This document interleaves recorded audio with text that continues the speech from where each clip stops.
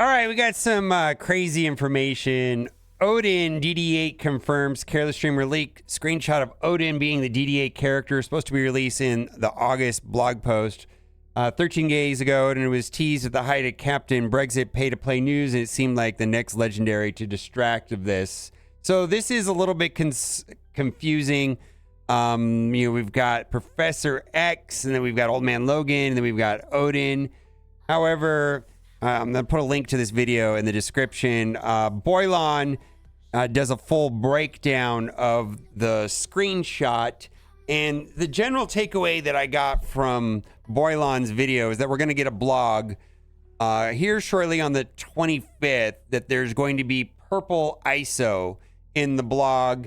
Confirmation about Odin and Professor X. And Odin is not going to be a legendary, but he's going to be Dark Dimension 8, and the mention of Dark Dimension 8 is tied with the purple ISO. So that's a lot to digest. Now, this is the way I look at it. This information that's coming in is similar to that of data mines, and all of it is subject to change and the details. I feel like this information gives us some insight to the direction the game is going, but by no means is any of this finalized until we see it in a blog post. So probably going to get blog posts on Friday. There was also mention in Boylon's video about some information that should be coming in the intermediate future about when Old Man Logan is going to be coming back for his legendary event. Now, this is a little bit concerning to me, but I think it's good. I did talk about this yesterday in a video. They're buffing Hank Pym and Captain Britain to be better outside of Cosmic Crucible. Right now, they were pretty good in Cosmic Crucible. I talked about it in yesterday's video. There was a Reddit post saying, hey, can you buff them? And they're actually taking that suggestion almost word for word on one of them, but they're going to buff two things. Recent blog posts outlined the upcoming updates to the Illuminati team, and our focus with those changes with the team's performance in Cosmic Crucible. Yeah, they changed the way that Shuri worked, and okay, fine. However, while reviewing the team as a whole in other game modes, specifically Alliance War, we found that the absence of Hank Pym's speed up, which was supposed to be Crucible only, in a battle was a huge detriment to the team. Yeah, they were too slow. Even though the Illuminati are a Cosmic Crucible team, we want them to perform better than they currently are in other game modes. And then this is a pretty big update as well. Decided to update Hank Pym's speed up on spawn so it occurs in all game modes. To offer additional support in non-Crucible game modes, we're also adding a mechanic to Captain Britain's passive ability where his speed and the speed of Illuminati can only be reduced by slow. So that, I think the biggest example I think of that would be like going up against Eternals, like Cersei Nicernus. That's not going to do anything with Captain Britain. Above changes the Illuminati updates outlined last week should go live tomorrow. Thank you for all the greatest feedback for the Illuminati team. So this is good news for people that have Hank and Captain Britain, and this is probably bad news for everybody that does not. But I do know that it felt like they were really good in Cosmic Crucible and not anywhere else, which feels bad. And so this is, in my opinion, for me anyways, in my account, because I have these two characters, probably good for Alliance War, if you care about Alliance War. Now, the other thing worth mentioning is that there was a video about the Annihilators and this right here, which is the Illuminati. They're going to be required for the next legendary. And the wording in the post said and. It didn't say or. It said Illuminati and Annihilators. It didn't say or Annihilators. So we're also something we're going to continue to talk about is the purple ISO 8.3 credits. They're actually acknowledging them, that they were in the game. The T3 ISO 8 credits, which we can use to open the T3 ISO 8 orbs, were mistakenly included in the daily objectives earlier than intended. We left the credits in the daily objectives for a full 24-hour cycle to make sure they are accessible to all players, then removed them once everybody had a chance to claim them.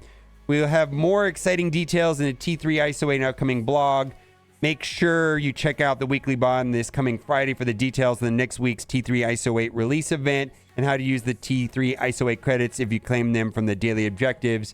And so this ties back to the Boilon video and the leaks talking about Odin, DD8, and purple T3 ISOs being, because we don't have gear tier 20, right? So that kind of makes sense. We'll have to see how this plays out. It's somewhat speculation at this point, but I do think that is going to happen. Then they're also rolling back the graphics update. Our team is investigating in-game loading issues associated with the recent rollout of improved graphics.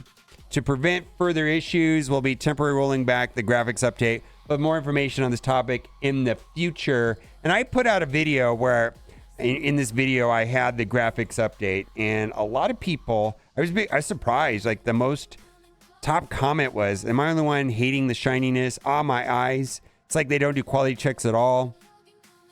Let's release overexposed brightness and burn the eyes of all the users. Then other places so dark, I need to boost the brightness. Then you need to do a character profile. You get snow blindness. Come on, Scope, you can do better. Yeah, it feels like it's not polished. And I do welcome them updating the graphics. You know, if they want to have a game going forward, it's going to be competitive in the longer term, because the game is going to keep going, right? 5 years from now or whatever. So they're trying to update the graphics to keep up with the competitive landscape. We've got Star Rail and Genshin are mobile, free-to-play mobile games, right? And so, they're a step up from Marvel Strike Force. So, but it didn't feel polished. There were just times where it looked overblown, like too much, like just blown out, like the way I just did that right now with my lighting. So maybe they just got it, but I think it's good. I think they just need to work on it. And then there were some people that were locked out of the game. Well, we certainly called this a while back. And I'm going to read this because I like the point here in the middle about, they have these expensive offers but can't do other things. Now that I'm ever ahead of my curve, I can't even get ahead of a straight line. But back on the 10th, when I posted my overall distaste for the graphic update, basically the shininess that many now accurately find jarring, many of the comment discussions were about, well, what will it break?